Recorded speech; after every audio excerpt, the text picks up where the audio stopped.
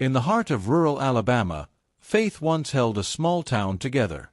A single wooden church stood at the edge of the pines, Mount Calvary Baptist, where families gathered every Sunday to sing hymns, share meals, and seek peace from a hard world.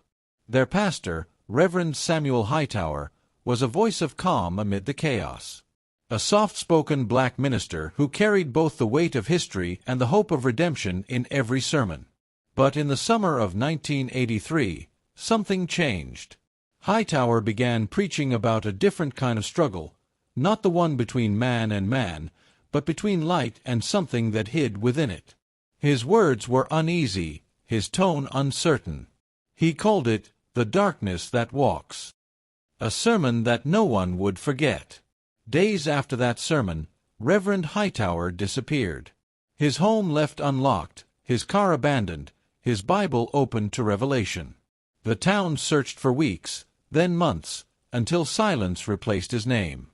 17 years later, in the year 2000, a janitor cleaning the church attic found a dust-covered shoebox sealed with duct tape. Inside lay a single cassette labeled July 10, 1983, The Darkness Sermon. What that tape revealed would force the town of Everwood to revisit the man they had buried in rumor, and confront what might still linger beneath the floorboards of their forgotten church. Reverend Samuel Elias Hightower was born in Selma, Alabama, in 1944, a time when being a black man of faith meant carrying both the Bible and the burden of survival. His mother, Eleanor, sang hymns at Mount Joy Baptist, while his father, Henry, worked the rail lines that carved through the red earth. Their home was simple: a porch, a rocking chair, and a Bible that never gathered dust. Those who knew Samuel as a child said he had an old soul. He could recite Psalms before he was 10 and spoke about heaven as though he'd already seen it. His voice was deep but gentle, the kind that could hush a crying baby or calm a restless room. He attended Bishop State College on a small church scholarship, studying theology with a focus on the New Testament. While classmates chased titles, Samuel sought meaning. He was fascinated by the words of Paul, the passages about light and shadow, faith and deception. His professors said he had a gift for seeing what others overlooked, the quiet warnings buried between verses. In 1972, he accepted a call to pastor a struggling congregation in Everwood, a small town southwest of Montgomery. Mount Calvary Baptist was little more than a wooden hall with a tin roof and 30 worn pews. But under Hightower's leadership, it flourished. The pews filled again. The choir returned. The sound of gospel once more rose through the pines. He wasn't a man of spectacle. No shouting, no theatrics. His sermons felt like conversations, his tone always measured, as though he were guiding listeners through an unseen valley. He spoke often about endurance, forgiveness, and keeping your lamp trimmed for the long night ahead. By the early 1980s, Hightower had become a pillar of the community. His voice was broadcast every Sunday morning on WQEX, a small AM radio station out of Montgomery. People tuned in from across the county, calling his messages the sound of steady faith. But something shifted around the spring of 1983. The radio operator noticed that Hightower's sermons had grown quieter, slower, his once confident tone replaced by long pauses. He began choosing darker scriptures, like Isaiah's "Woe to those who call evil good and good evil." Parishioners whispered that their pastor seemed burdened. One deacon, Earl Johnson, recalled seeing Hightower pacing the churchyard one evening, clutching a tape recorder and muttering verses to himself. When Earl asked if he was preparing a new message, the Reverend only replied, "I'm learning how to speak to what listens when we pray." In May, he started hosting a late-night broadcast he called The Hour of Light. It aired after midnight, with few listeners, just his voice, low and deliberate, speaking about the unseen battles of faith. For weeks it went largely unnoticed, until one night, the feed cut abruptly. The technician on duty later claimed he heard something, a faint whispering under Hightower's words, like a crowd murmuring in reverse. The tape of that night's program was never recovered. By June, Hightower's demeanor had changed completely. He'd stopped attending town meetings. He declined invitations to dinner. He spoke little, except from the pulpit. His sermons became riddles of scripture and silence, fragments of warning that left his congregation uneasy. On June 29th, he met privately with Pastor Raymond Cole, a colleague from Selma. According to Cole's later testimony, Hightower seemed frightened, not of people, but of something unseen. He said he had discovered a presence beneath the church, and that it did not sleep. Cole dismissed it as exhaustion and told him to rest. That conversation would be the last time anyone outside Everwood saw Reverend Hightower alive. When asked years later what might have troubled him, Clara Simmons, one of the oldest members of Mount Calvary, said softly, "He was a man who saw more than his eyes could bear." Whatever Hightower believed he had found, it began with Scripture and ended with silence. His final written notes, later discovered in his study, contained a single underlined verse. "For Satan himself transforms into an angel of light." And beneath it, written in careful, deliberate pen, "We don't fear darkness because we don't believe it wears a smile." Morning of July 10th, 1983, began like any other Sunday in Everwood, Alabama. The cicadas hummed through the pine trees, and the air carried that thick, slow weight of southern summer. Families in pressed clothes made their way down the dirt road toward Mount Calvary Baptist Church, unaware that this would be the last time they would ever see their pastor. Reverend Samuel Hightower had arrived early that day. The janitor, Mr. Lawrence Parker, later recalled finding him already seated in the front pew, head bowed, his Bible open but unread. He said the Reverend looked tired, as if he hadn't slept in days. He kept touching the side of his neck, Parker said, like something was whispering in his ear. At 10 a.m., the doors opened. The pews filled quickly. Witnesses remember the unusual quiet that morning. No laughter, no chatter, only the shuffle of shoes and the creak of the wooden floor. When Hightower stepped to the pulpit, there was no introduction, no greeting him. He began immediately, his voice lower than usual. His sermon that morning was titled, "The Darkness That Walks." He read from the book of Ephesians. Chapter 6, "For we wrestle not against flesh and blood, but against principalities, against powers, against the rulers of the darkness of this world." Then he looked up from the Bible and said, "I've spoken many times about the light of God, but not all light is holy." A silence spread across the congregation. He spoke of imitation, of faiths that wear the face of truth but serve another master. He said there were things that watch from the corner of the light, and feed on the prayers that are never finished. Several parishioners later described the sermon as unsettling. Some said he trembled as he spoke, gripping the pulpit so tightly his knuckles turned white. One deacon claimed to see him glance toward the back of the church mid-sermon, as if reacting to something unseen. "It wasn't fear," the deacon said years later. "It was recognition." After 40 minutes, Hightower stopped mid-sentence. He closed his Bible and whispered, "The rest is not meant for open ears." Then he bowed his head in prayer, dismissed the congregation, and walked slowly toward his office behind the pulpit. No one saw him leave the building. That evening, when the deacons gathered for evening service, the church was empty.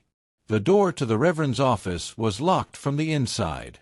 They forced it open and found his Bible on the desk, open to Revelation 8, and there was silence in heaven about the space of half an hour. His car still sat parked behind the church, keys in the ignition. His home, only half a mile away, was found with the front door ajar. The lights were on, supper untouched on the stove, and a single cassette recorder sitting on the table, tape missing. Police arrived before midnight. They searched the surrounding woods, combed the nearby Catfish Creek, and interviewed dozens of townsfolk. No one had seen him walk away. No neighbors reported vehicles or strangers. The local sheriff called it a man who lost his will and wandered. But the people of Mount Calvary didn't believe that. They knew their pastor. He was steady, precise, predictable. Something had taken him, or called him, that night. Within weeks, the rumors began. Some said he'd discovered something under the church, records, relics, or bones.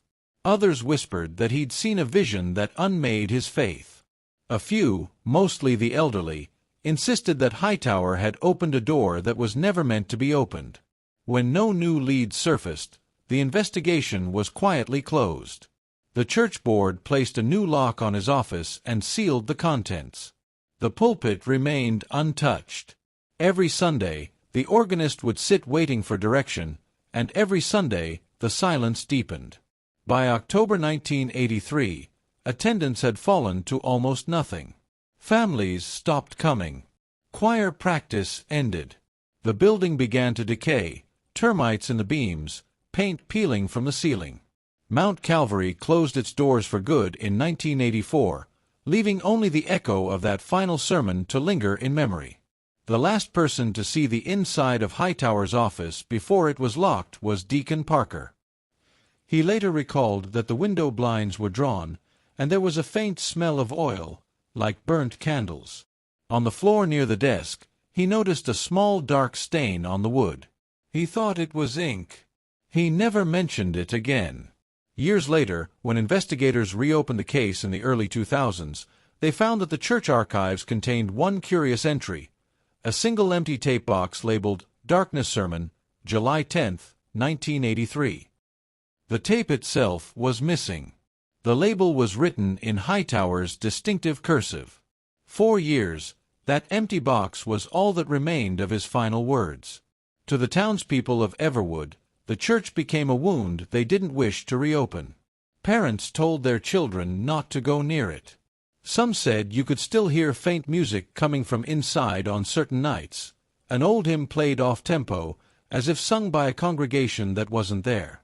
But for those who remembered him, especially the older black families who had stood by his side through hardship, the disappearance of Reverend Hightower was more than a local mystery. It was a betrayal of faith. He was their shepherd, and he had vanished into the very darkness he once warned them about. And while the world moved on, the church remained, an empty shell at the edge of town, its windows boarded, its pews covered in dust. Until, nearly 2 decades later, the silence was broken. In the year 2000, during a routine cleaning of the church attic, a janitor found an old shoebox wedged behind a broken hymnal cabinet. Inside, beneath layers of dust, was the cassette Hightower had recorded the morning of his disappearance. Its label read, July 10, 1983, The Darkness That Walks. And beneath it, a second line, faint but legible, Do not play in the church. When Mount Calvary closed its doors in 1984, Everwood quietly turned away from the memory of its missing pastor. The church building sat abandoned at the edge of the pine woods, its white paint fading to gray, its cross leaning slightly with time. What had once been the center of faith became a reminder of loss. For nearly a decade, the building remained untouched. Weeds overtook the walkway, vines wrapped the stained glass windows, and inside, dust gathered on every pew. Yet locals said that when the wind came from the south, they could hear faint organ notes drifting from the direction of the church, though no one had the courage to check.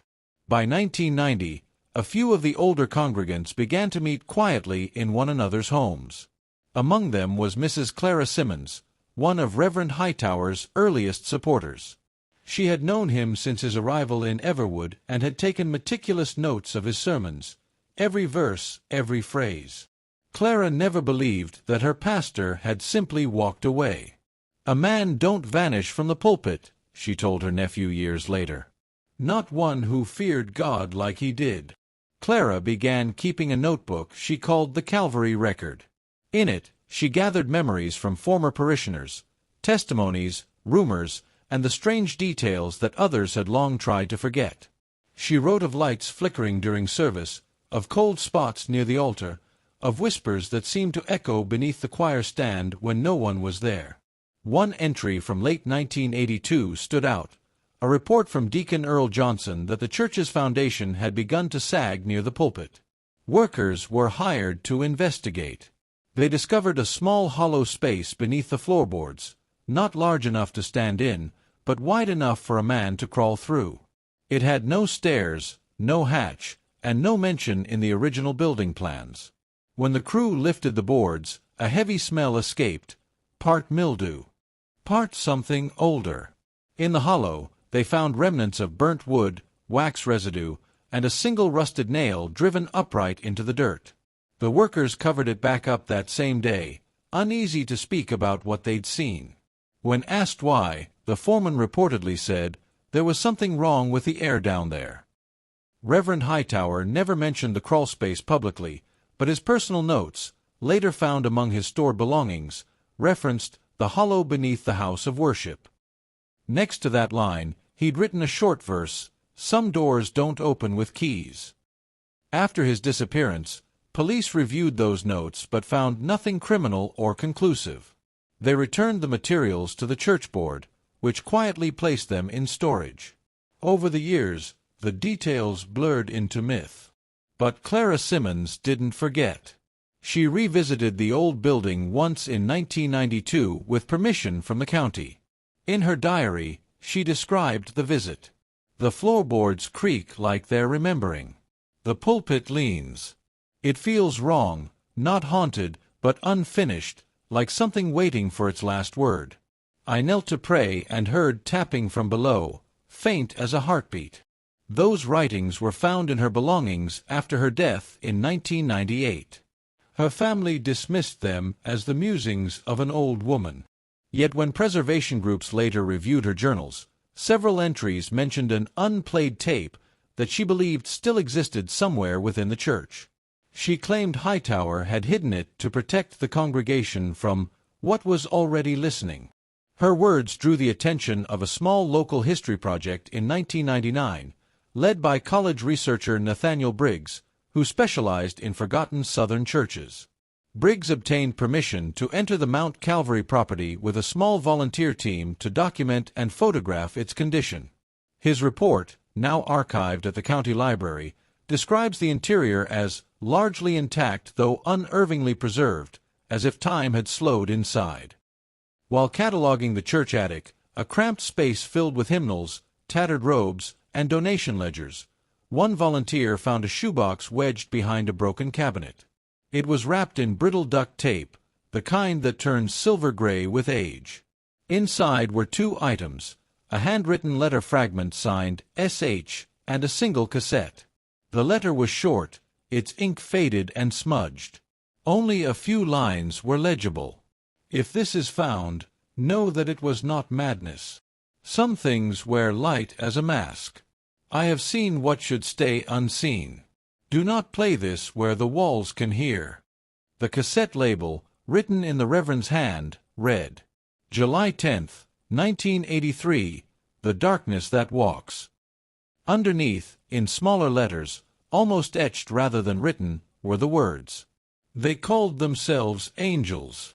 Briggs turned the box over to the local preservation office. They catalogued it under Personal Effects, Mount Calvary, and scheduled the tape for safe restoration. But word of the discovery spread quickly among the remaining church elders. To them, it wasn't just a relic, it was a piece of their pastor's spirit, preserved in magnetic tape and dust.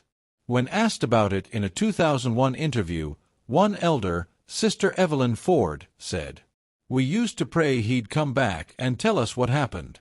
Then we found out he'd already left his answer behind. Maybe the Lord kept that tape hidden until we were ready to hear it." The attic find reignited long-buried questions. Had the Reverend recorded something that proved his fears? And what did he mean by, "they called themselves angels"? Historians saw the discovery as an important local artifact, but for Everwood's elders, it was something else entirely, a warning resurfaced. The county authorized a controlled playback under supervision at a nearby university audio lab.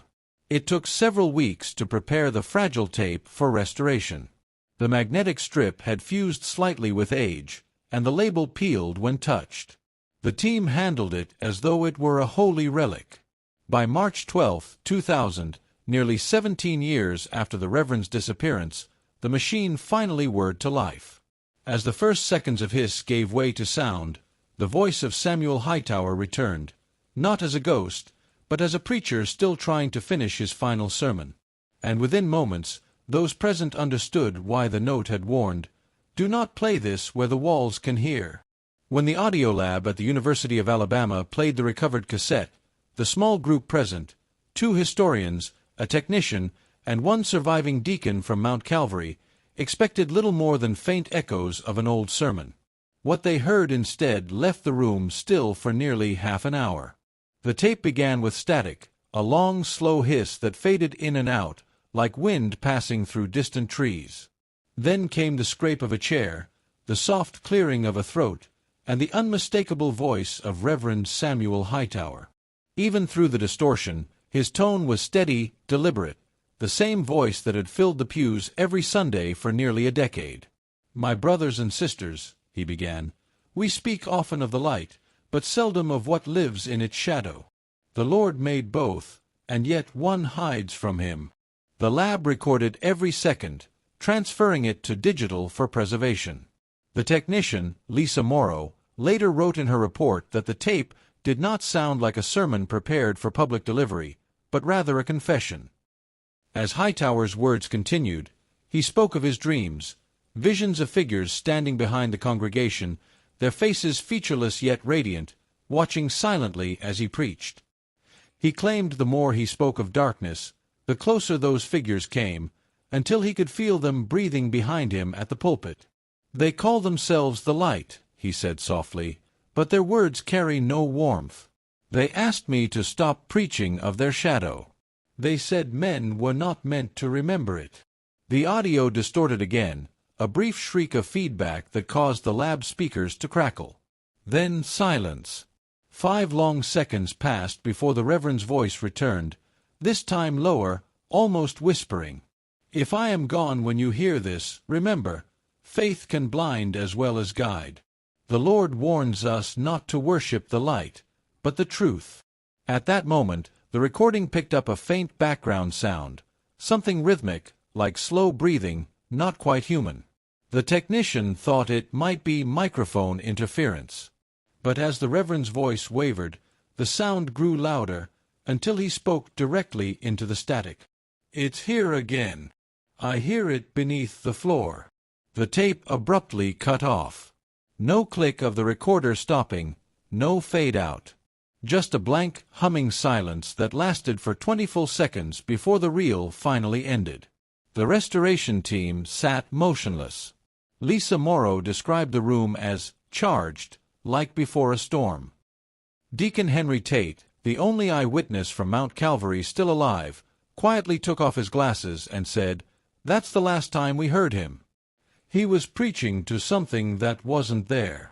The tape was immediately sealed and sent for further analysis.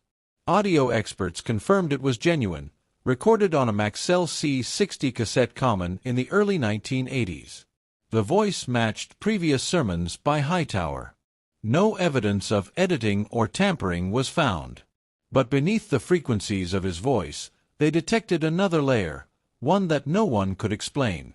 Spectrogram analysis showed faint harmonic patterns embedded in the background hiss, almost like a secondary voice overlapping his own. When isolated, the sound formed intermittent phrases, barely intelligible. "Not yours. Stop speaking. He listens." The technicians dismissed it as pareidolia, coincidental noise interpreted as speech. But the pattern repeated too precisely to ignore. Word of the discovery reached local news outlets. For a brief moment, Reverend Hightower's name resurfaced across Alabama headlines. "Missing pastor's tape found after 17 years." Reporters contacted former members of Mount Calvary, asking whether they believed the pastor's warnings were genuine. Most declined to comment. A few said they'd always known something was wrong with that church.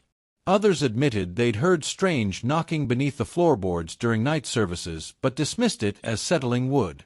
One elderly congregant, Etta Brooks, broke her silence during a radio interview in 2001. "He tried to tell us," she said. "He said there were things that wore light like a disguise.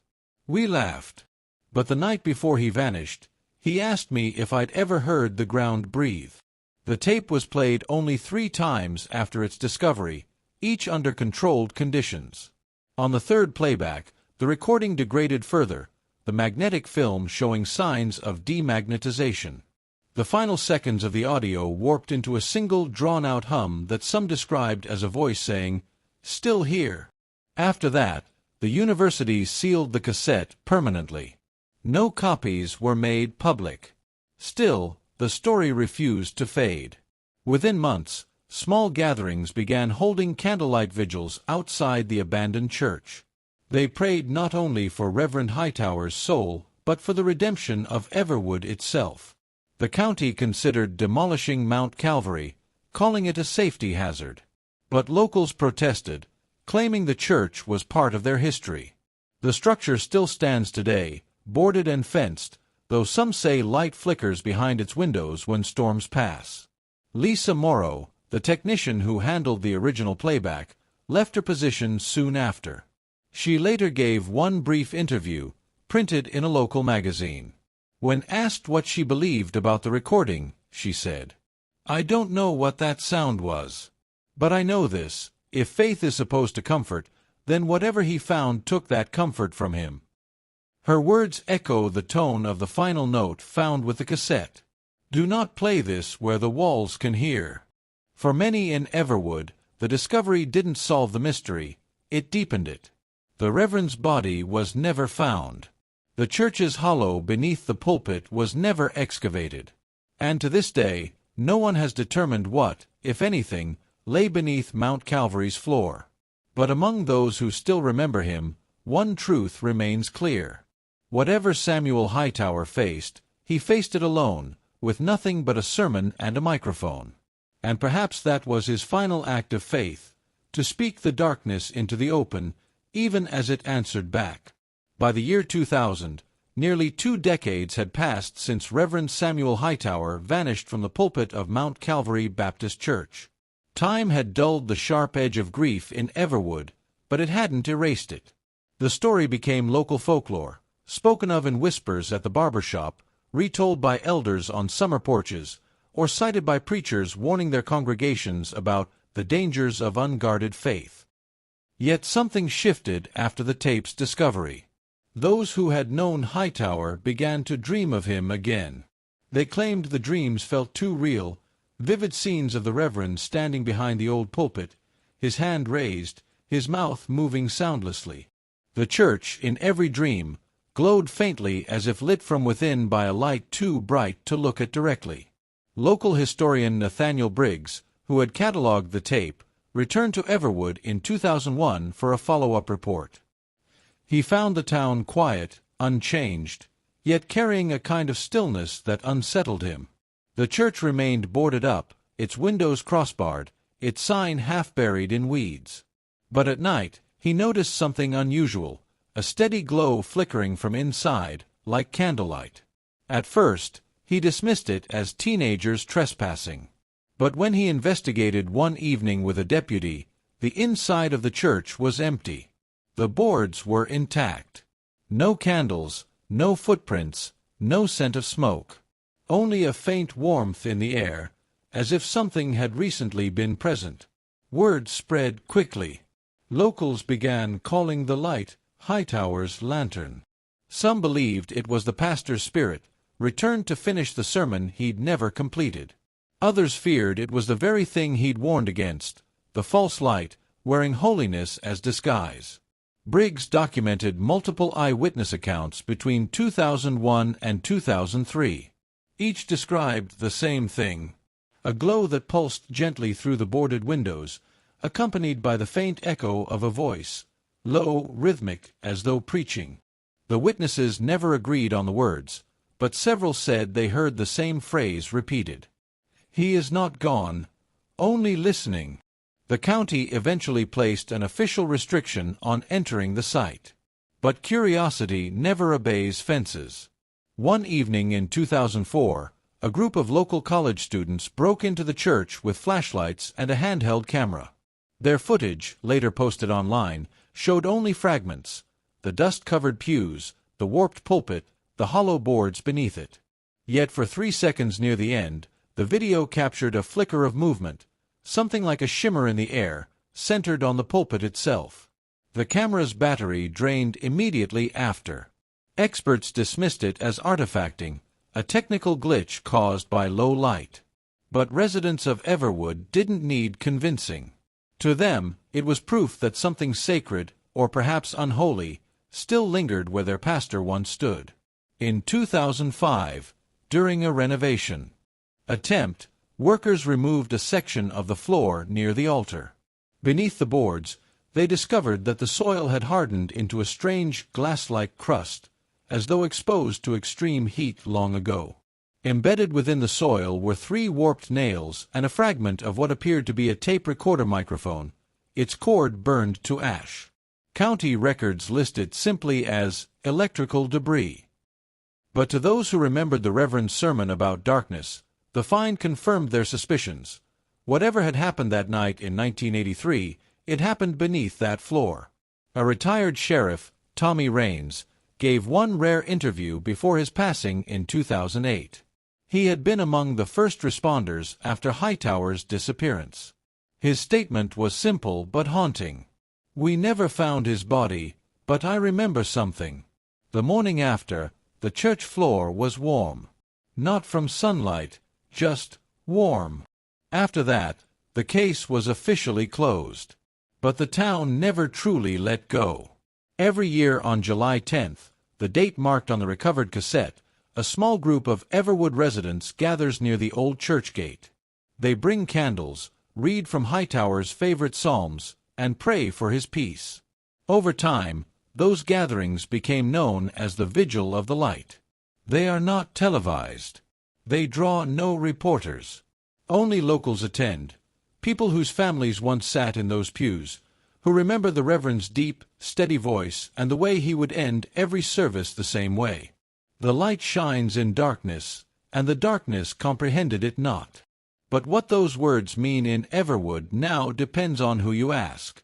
Some say the light that returns each July is a sign of forgiveness, the pastor's soul, freed at last. Others believe it's a warning that the darkness he preached about never left, and that his sermon was the price he paid to keep it contained. In 2010, the county historian placed a plaque near the church fence, reading, "In memory of Reverend Samuel Hightower, 1939 to 1983. A man of faith who preached of darkness not to glorify it, but to remind us it listens when we do not." Visitors still leave flowers and worn cassette tapes at the gate. Many say they hear faint humming in the air, something like an old recording turning itself back on. And though no one has entered the church legally in over 2 decades, those who live nearby claim that during summer thunderstorms, you can still hear a man's voice beneath the thunder, slow, certain, and preaching softly. The light is not what saves you. Truth is. Whether the words are memory, wind, or something deeper, no one can say. But for Everwood, the line between sermon and warning remains as thin as dust. Reverend Samuel Hightower was never found. His voice, however, was. And sometimes, that's enough to remind a town that faith can echo long after the preacher is gone. Faith has a strange way of echoing through time. Long after a sermon ends, long after the congregation drifts home, the words linger, not in the air, but in the places where they were spoken. Some voices never fade. They imprint themselves on wood, on walls, on memory. Reverend Samuel Hightower's story isn't just about a man who vanished. It's about a message that refused to die. He warned of darkness, not as a monster to fear, but as a truth too many choose to ignore. He spoke of how faith, when blinded by comfort, can forget to question what stands in the light. And 17 years later, that forgotten warning found its way back through a piece of magnetic tape and static, a sermon that never reached its final amen. Everwood, Alabama, still stands quietly in its corner of the South. The church remains closed, its walls swollen with time. Yet on certain nights, locals say you can hear a hum drifting through the air, not music, not wind, but something slower, like an unfinished prayer trying to find its way home. Whether you believe Reverend Hightower's words were divine warning or desperate confession, one thing is certain. Some truths don't stay buried. Some voices don't stop preaching, even when the pews are empty. If you ever find yourself near a forgotten church, listen carefully. The silence might not be silence at all.